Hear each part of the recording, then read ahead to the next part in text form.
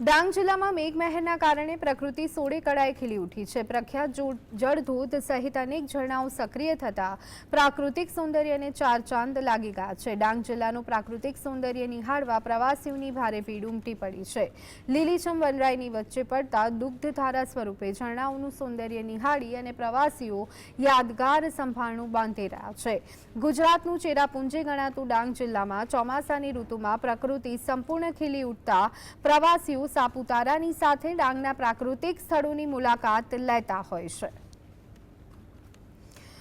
તો રવિવારથી રાજ્યભરમાં ચોમાસાનો વરસાદ થોડોક હળવો થવાની સંભાવના છે। હવામાન કેન્દ્ર દેહરાદૂન અનુસાર 24 કલાકમાં દેહરાદૂન, ટિહરી, ચમોલી, રુદ્રપ્રયાગ, નૈનીતાલ અને પિથોરાગઢમાં કેટલાક સ્થળોએ 1 થી 2 રાઉન્ડ ભારે વરસાદ થઈ શકે છે।